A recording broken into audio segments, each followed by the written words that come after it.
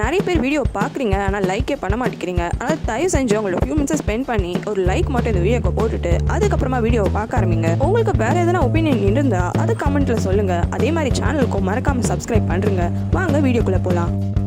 யூனாவும் யுஞ்சியை meet பண்ண போறா. அங்க போகும்போது யுஞ்சி, சாரி ஷார்ட் டைம்ல உங்களை இங்க கூப்பிட வேண்டியதா ஆயிடுச்சு, அது இவ்வளவு தூரமான இடத்துக்கு.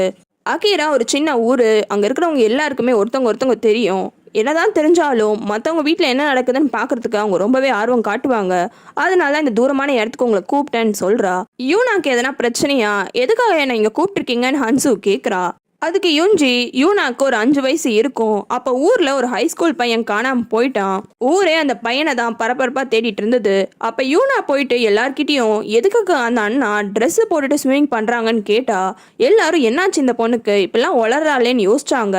ஆனா கடைசியில அந்த ஹைஸ்கூல் பையனை குளத்துல இருந்து தான் எடுத்தாங்க. அதுவும் அந்த பையன் ட்ரெஸ் வேற போட்டிருந்தான். இதை கேட்ட ஹன்சுவும், இப்ப நீங்க என்ன சொல்ல வரீங்க, யூனாவால ஃபியூச்சரை ப்ரெடிக்ட் பண்ண முடியும்னு சொல்றீங்களான்ட்டு கேட்குறா.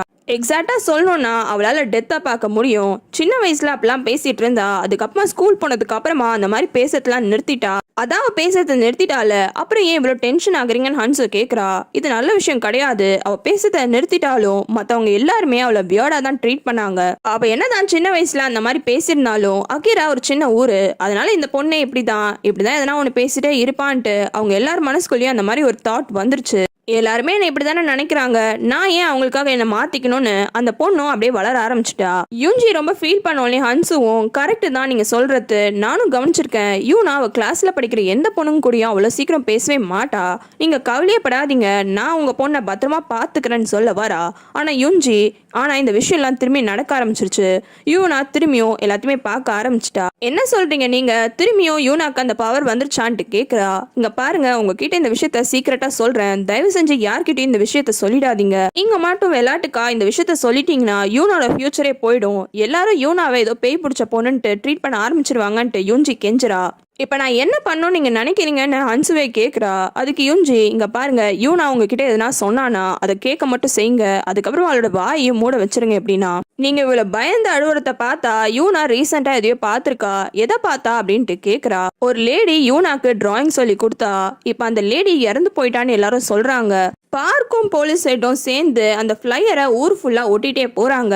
அப்பவும் பார்க்க அந்த போலீஸ் ஹெட் கிட்ட, நான் தான் சொல்றேன்ல, இவங்க வேணே தான் இந்த மாதிரிலாம் பண்றாங்க, இதுவும் அந்த வெனஸ்டே கில்லரோட கொலை கேஸ் தான், ஆனா இவங்க இந்த விஷயத்த மறைக்கிறாங்க, அதுதான் ஏன்ட்டு புரியலன்ட்டு ரொம்பவே புலம்புறான். ஆனா அந்த போலீஸ் ஹெட் சும்மா என்ன புலம்பாத வாடான்ட்டு கூட்டிட்டு போயிடுறாரு. இவங்க போனதுக்கு அப்புறமா இவங்க ஒட்டின ஃபிளையரை ஒரு ஆள் வந்து பாக்குறான். காயங்களோட ஃப்ரெண்ட்ஸ் எல்லாருமே சேர்ந்து நைட்டு வெளியில போலான்னு பிளான் பண்றாங்க. ஆனா காயங்க, எங்க அம்மா என்னை விட மாட்டாங்க, எங்க அம்மா தூங்குறதுக்கு 11 மணி ஆகும், அதுக்கப்புறமா தான் என்னால் வர முடியும்னு சொல்றா. சரி, அப்பவே எல்லாருமே குரூப்பா மீட் பண்ணலான்னு பிளான் போடுறாங்க. காயங்கும் அதுக்கப்புறமா நடந்து போகும்போது ஊர்ல இப்படி ஒரு ஃபிளையரை ஒட்டியிருக்காங்க. அந்த விஷயத்த யூனா பார்த்துட்டு இருக்கா. காயங்கும் வேணே யூனா கிட்ட போயிட்டு, அன்னைக்கு உன்கிட்ட என்னால ஒழுங்கா பேச முடியலன்னு சொல்றா. ஆனா யூனா அங்கிருந்து கோச்சிட்டு கிளம்புறா. உன்னோட ஒரு பொய்னால நான் நிறைய அனுபவிச்சுட்டேன், உனக்கு தெரியும்ல அப்படின்ட்டு கேக்குறா. யூனா அப்ப நிறுத்திட்டு ஆமான்ட்டு தலையாட்டுறா. நீ பண்ண வேலைக்கு எனக்கு திரும்பியும் எதனா பண்ணணும், உனக்கு தெரியும்ல அப்படின்ட்டு காயுங்க மிரட்டுறா. உடனே யூனாவும், நான் என்ன பண்ணணும் அப்படின்ட்டு கேக்குறா. உன்னோட அப்பா கம்பெனில எனக்கு ஒரு வேலை வாங்கித்தா அப்படின்ட்டு கேக்குறா. ஆனா யூனா மூஞ்சில் அடிச்ச மாதிரி, என்னால வாங்கி தர முடியாது அப்படின்ட்டு சொல்லிடுறா. எப்படின்னா யூனாவை இந்த வேலையை பண்ண வைக்கணும். அதனால காயுங்க, அந்த டெட் பாடி யாருன்னு நீ ரொம்ப நாளா யோசிச்சுட்டே இருக்கல்ல, அந்த பொண்ணை யாரு கொலை பண்ணாங்களோ அந்த ஆளையே எனக்கு நல்லா தெரியும், அந்த கொலைகாரன் யாருன்னு நான் உங்ககிட்ட சொல்றேன், அப்போ உங்க அப்பாவோட கம்பெனில எனக்கு வேலை வாங்கி தருவியான்ட்டு கேக்குறா. ஆனா யூனா இந்த விஷயத்த நம்ப மாட்டிக்கிறா.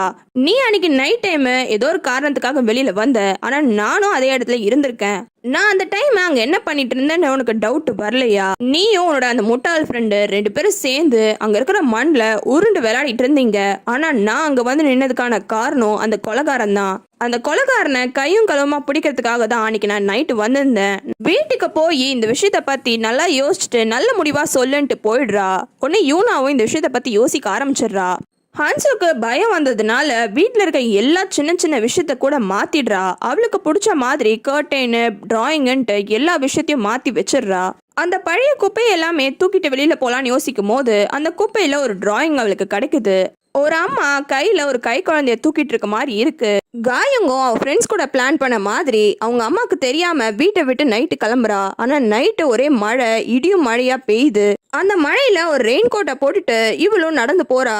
ரோட்ல யாருமே இல்ல. அப்ப இவளுக்கு சைட்ல ஒரு காரு இவளையே ஃபாலோ பண்ணிட்டே வருது. இவளும் ரொம்ப பயந்துடுறா. இருந்தாலும் அந்த காரு விடாம இவளையும் ஃபாலோ பண்ணிட்டே வருது. அந்த காருக்குள்ள இருக்கிற ஆளும் கண்ணாடி இறக்குறான். உள்ள பார்த்த காயங்கோ, நீயா ஏதோ சீரியல் கில்லர் நினைச்சு நான் பயந்துட்டேன்னு ரொம்பவே கூலா காருக்குள்ள ஏறி உட்காந்துக்கிறா. உட்கார்ந்தாலுமே இவ அந்த ஆள்கிட்ட பேசாம ஹெட்செட் போட்டுட்டு பாட்டு தான் கேட்டுட்டு இருக்கா. அப்ப திடீர்னு அந்த பக்கத்துல இருக்கிற ஆளு இவளோட தொட மேல கைய வைக்கிறான். இந்த விஷயத்த காயங்க எதிர்பார்க்கல. அதனால அவளே கொஞ்சம் பயந்துடுறா. ஹன்சோ அதுக்கப்புறமா குளிக்க போயிடுறா. குளிச்சுட்டு அவ திரும்பியும் வந்து ட்ரெஸ்ஸிங் டேபிள்ல உட்காரும் போது அங்க இருக்கிறவளோட ஃபேமிலி போட்டோவை தட்டி விட்டுடுறா. உடனே அதுவும் கீழே விழுந்து மேல இருக்க கண்ணாடி உடஞ்சிருது. உடனே இவளும் தொடப்பத்தை வச்சு அந்த இடத்த பெருக்கிறா. அப்ப ட்ரெஸ்ஸிங் டேபிளுக்கு அடியில இருந்து இவளுக்கு ஒரு செயின் கிடைக்குது. ஒரு ஹார்ட்டோட ஒரு ஹாஃப் இவளும் இன்னொன்னு ஹாஃப் அவங்க அக்காவுன்ற மாதிரி ஒரு செயினை போட்டிருப்பாங்க. இப்போ ஹன்ஸுக்கு கிடைச்ச செயின் அவளோட அக்கா போட்டிருக்க செயின் மாதிரி இருக்கு. இவ்வளவு உடனே போட்டோவோட வச்சு பாக்குறா. அவ நினைக்கிற மாதிரியே அவங்க அக்காவோட செயின் தான் அது. இது எப்படி இங்க வந்ததுன்னு நினைச்சு ரொம்பவே ஷாக் ஆயிடுறா. காயங்கோட அம்மாவும் தூக்கத்துல இருந்து ஏந்து காயங்கோட ரூம்க்கு போய் பாக்குறாங்க. நல்லா மழை பெய்யுது, அவங்களுக்கும் தெரியுது. அப்ப காயங்க ரூம்ல இல்லன்னு தெரிஞ்ச உடனே அவங்க ரொம்பவே பயந்துடுறாங்க. அந்த கொட்டுற மழையிலயும் வெளியில போயிட்டு காயங்க தேடுறாங்க. அவங்களுக்கு எதனாலயும் ரொம்பவே பயம். காயங்கன்னு கத்துறாங்க.